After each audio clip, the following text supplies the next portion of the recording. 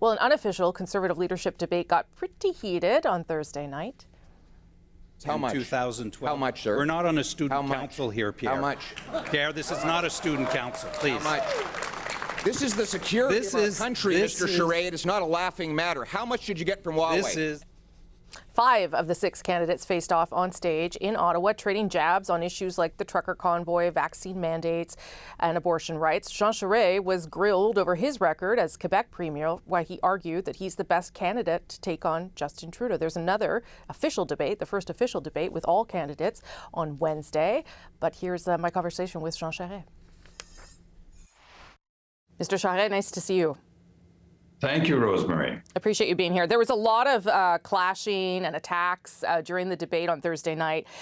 Is that productive in terms of laying out the difference of candidates for the party, or is it really good ammunition for the Liberals because they were sitting there sort of chomping at the bit, hearing all the things that they could then use against you and some of your opponents? Well, what can I tell you? I mean, it's the style of Mr. Poilievre, and so that's it. You just have to deal with it. And I agree with you that there needs to be more substance in the debates. And there's no lack of issues, Rosemary, to talk about, really, whether it's the economy, healthcare, it includes childcare, all these issues. Abortion, for example, raised its head as an issue this week. That's an important issue for Canadian and Canadian women, of course. So there's no lack of substantive issues. But, you know, I don't run the debate. I don't decide what questions are asked or how it unfolds. Yeah. I show up and I do the best I can to talk about the things that I care about. Sure. You weren't exactly a wallflower either, though, Mr. Charest. I mean, I don't know that the tone is uniquely because of Mr. Poilievre. Well, neither should I be. I mean, certainly not. I mean, but in fairness, you know, I'm not the one who's leading these attacks. I mean, from the beginning of the race, Mr. Poilievre has adopted this American style of politics, of attack dogs and sloganism, and that's his style. That's the way he is. And it's not just me, by the way. I mean, he's been attacking other candidates extremely aggressively, right. And that's just the way he is. Just to go back to a couple of the comments that happened during the debate, at one point you called the convoy that took up most of January and February here in the nation's capital illegal, and you were booed in the room when you made that comment. Yeah. Does that show that you are at odds with what Conservatives believe in and believe people should have the right to do? No, not at all. Not at all. And that's the room. But the room is different from the membership of the party, which has a very simple view. And by the way, to be very clear, Rosemary, there's no one who says that we're not allowed to protest in the country and to express views. I mean, we all agree with that. I mean, it's obvious. The issue's simple. We're not allowed to have an illegal blockade. And you just, you can't do that. And whether it's one group or another. And to the point where I'm actually proposing in this campaign a piece of legislation for the country to protect strategic infrastructure. Illegal blockades cost the country jobs and money and the freedom of other people. And I'm saying that if you're a member of the House of Commons, supporting an illegal blockade is not something that you should be doing. And it's a test of leadership. And obviously, Mr. Poilievre fails the test. Yeah, and I've heard you say that before. And in fact, you've said it should disqualify him as leader. I think the problem is that the vast majority of the caucus that exists right now, support Mr. Poilievre. So does that not show that you maybe have a different understanding of freedom than the party right now? No, I would not extend or interpret that that way. And I've been in leadership races, and you've seen other leadership races where caucus members choose to support is one thing, and the reasons that may motivate them are very varied. I'm very clear on that. It's a question of principle for me, Rosemary. And I've been, in politics a long time. If you make laws and you change laws, you don't have the option to actually support people who break the law. Okay, a policy question, because you say that's what you want to talk about a little bit. I want to talk about your plan for healthcare in this country.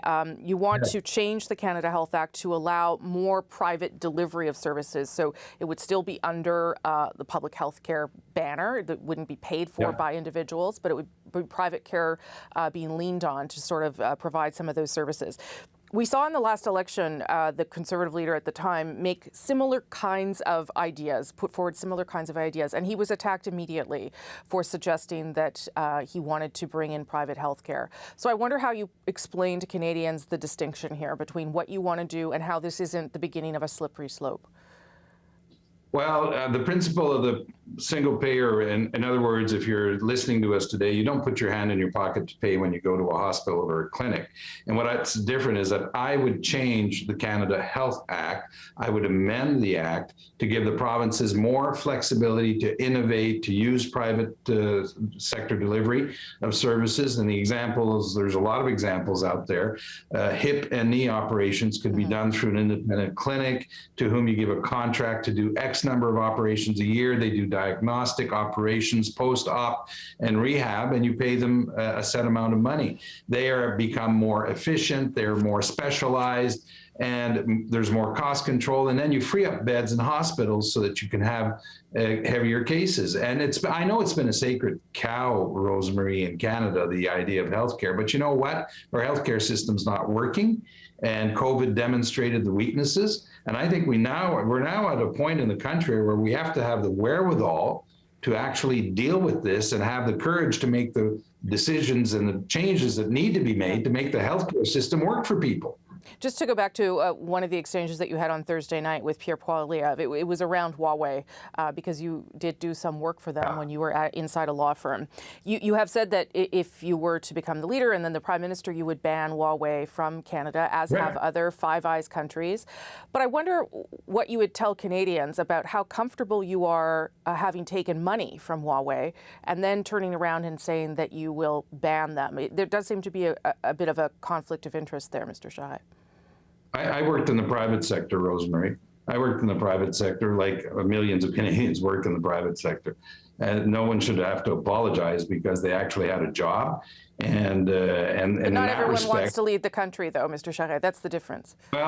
Well, yes. Well, you know, I still, the principle remains the same, Rosemary. And I represented a number of clients. I never represented any circumstances whose interest was contrary to the interest of Canada. It may not have been contrary to the interests of Canada, but you're now saying you'd ban the company. So those two comments don't really reconcile themselves. And the Harper government, of which Mr. Poilievre was part of, brought in Huawei into the country.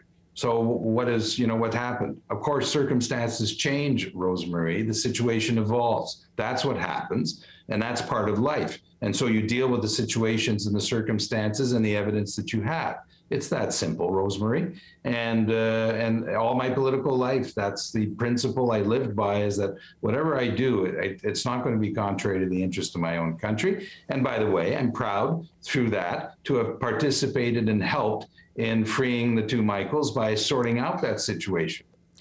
Last question. At the debate again, and you've said this a few times in this interview too, that you're concerned that the Conservative Party is going down the road of American-style politics. You point to Mr. Poilievre. And I wonder whether you think you are here to sort of, you're in the race to save the party, that this is an existential battle for the party that you once were part of and that you are again, that you once were a cabinet member of. I'm not describing it that way. I'm not trying to present it that way. But I do believe there is a choice here. And I think Canadians who are watching all of this do see a choice. And the choice is, are we going to go down the route of American-style politics, of, sloganism and hot button politics and attack dogs? But what is your concern for the country if that happens, I guess is what I'm asking. What are you worried about? It will be very detrimental to the country. I mean, maybe the Americans can survive Canada, which is a country of regions, of languages, of diversity. It would be very damaging if we adopted that style of politics. Very damaging. I don't know of any Canadians who want that. I want a Canadian Conservative Party, not an American-style Conservative Party in Canada. I believe in Canada. I think we should, stand on our own 2 feet and be a real Canadian Conservative Party as a national alternative to the Liberal government of Mr. Trudeau, a party that bridges the differences. And I say to those who want that to go to jeancharest.ca and get a membership card before the 3rd of June to support my leadership. Okay, well, good getting your plug in at the end. Mr. Charest, thank you for making the time. Thank you very much. Thank you. Bye-bye.